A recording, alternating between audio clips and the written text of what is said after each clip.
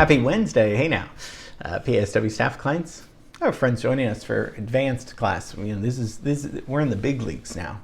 We've put in our 2 years of coursework and stuff where we can bite off something a little bit, with a little more meat to it. I'm scared to death, but you don't need to know that. So yesterday we looked at Erik Satie and we talked about maybe one of the first modern composers. Mozart's not modern. Bach's not modern. Those are classical composers. 20th century is modern, but this is late 19th century. Erik Satie is born in 1866. I mean, civil war is going on in our country. Debussy and Ravel really take note of Erik Satie and kind of get him fame. But like I said, we're going to talk about the Gymnopédie number 1, and then we're going to look at a jazz pianist, born blind, had a very sensitive emotional touch to the keyboard. That was well said, huh? Because that was completely off the top of my head. I didn't read that sentence, but very sensitive touch. And we're going to see how this jazz guy, because you know how when you're like, it's jazz and classical, it's a mixture of jazz and classical. Those are, and that's fine. But it's like, wait, I always want to stop and say, well, how is it jazz and how is it classical? We're going to easily, this will be so breezy. We're going to see how he actually takes a jazz song and a classical song, intertwines them to make something beautiful and lovely. We'll see. I'm not just saying this. I'm going to show you. So today we're going to look at Erik Satie and George Shearing.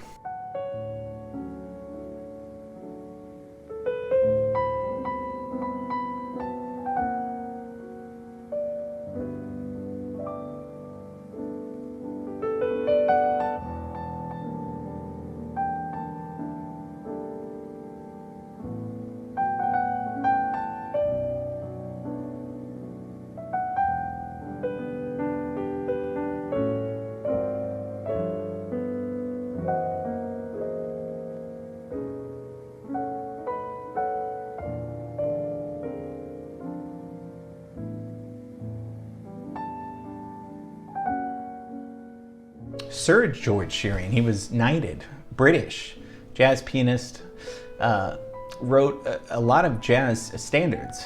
Lullaby of Birdland's probably his biggest. Born blind and mostly self-taught, the youngest of 9 kids in London. Had a little bit of formal training, about 4 years at Linden School for the Blind in Europe. Then starts forming jazz groups. Probably like in the 30s he's doing this, because he's born in 1919, dies in 2011, so starts joining an all-blind band in the 1930s. If you think of that, that's pretty out there. He just, like Stevie Wonder, like Ray Charles, they know how to, doesn't matter if you can't see, they feel it in their music.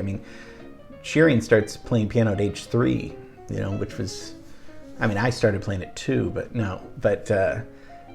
so you're just a prodigy, whether you can see or not. You just are drawn to that instrument and know how to do that. So his sound's going to be a little bit like Fats Waller. We did a class on Fats Waller with that beautiful song. Gonna sit right down and write myself a letter. Fats sang and played beautiful piano. Kind of comes from stride piano. Of course, goes back to Scott Joplin. But Fats is going to be a big influence on his style of playing. Now, when we get to the 40s and 50s, we've seen that musicians go from one of 2 ways. Either bebop, fast jazz piano playing. Bud Powell was kind of the first to take Charlie Parker's solos, playing them on the piano in his own way. Or cool jazz with Miles Davis. Shearing's going to kind of go the cool route. Doesn't mean these guys can't play fast, but it's just not one. There's different types of jazz going on. Mostly cool and bebop are the 2 main ones going on in the 50s. So it's going to be a different approach. Just like Miles wanted his own sound, we looked at how he got his sound with So What and the harmonies with Bill Evans and Gil Evans. So that's Miles's route. So Shearing's going to go along the cool route. which is probably good because I think you sell more records that way. Shearing's got a very graceful way of playing, very sensitive way of playing. Shearing's touch to the piano, very recognizable, very nuanced, which reminds us of how one would play something like Erik Satie. Something very expressive like that, where the performance is just as important to the composition because it's got to be played with love, you know. So in 1940, Richard Rodgers writes this beautiful song from High and Higher, a show, you know, I mean, one of the shows. It's funny, we don't remember all the shows, but some of the songs from the shows, you know, live on. But Richard Rodgers writes, "It Never Entered My Mind," a show tune, along with Lauren's Hart, who did the lyrics. Beautiful song. Probably the most famous version is Miles Davis playing this song. Just listen to a little bit of how beautiful this song, and pay attention because you'll hear the harm and mute, right? That was Miles's trademark. How gorgeous.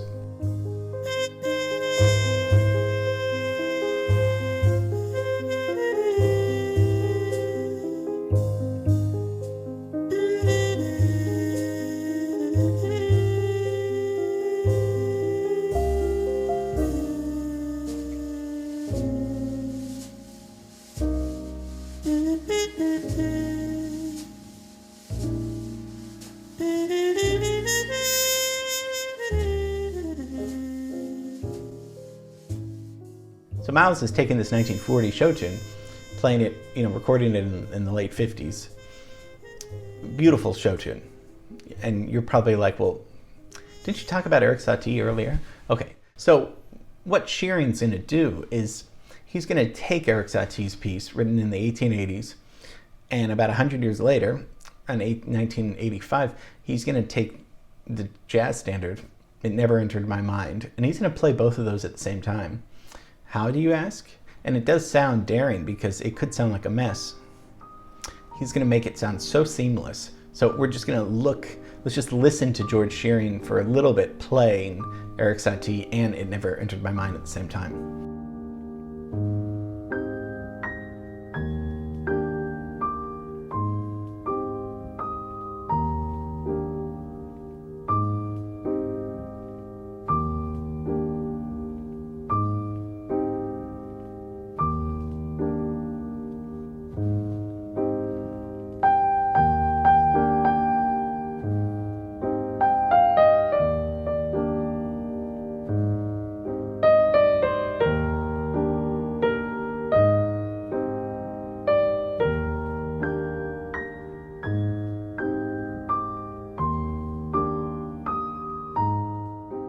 So, of course, it's not simultaneously at the same time.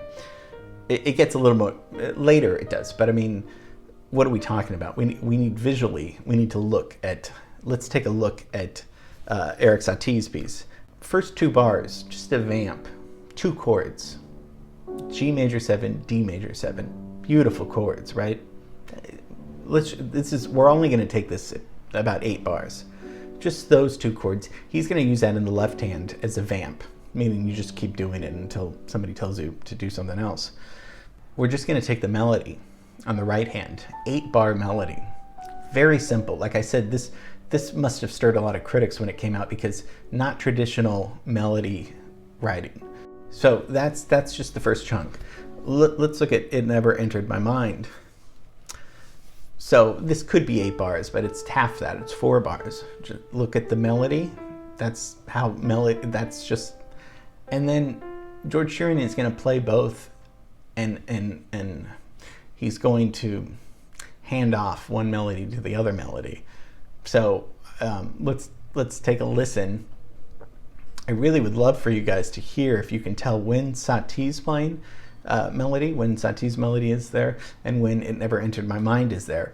But if you're nervous, because when somebody says you should do this, I always get nervous. So I'm going to play it, and I'll show you on the screen when each melody kind of comes. But listen how flawlessly and easy and seamlessly he's got us in this mood where you're just in this relaxed state with these beautiful melodies going on. So let's take a listen.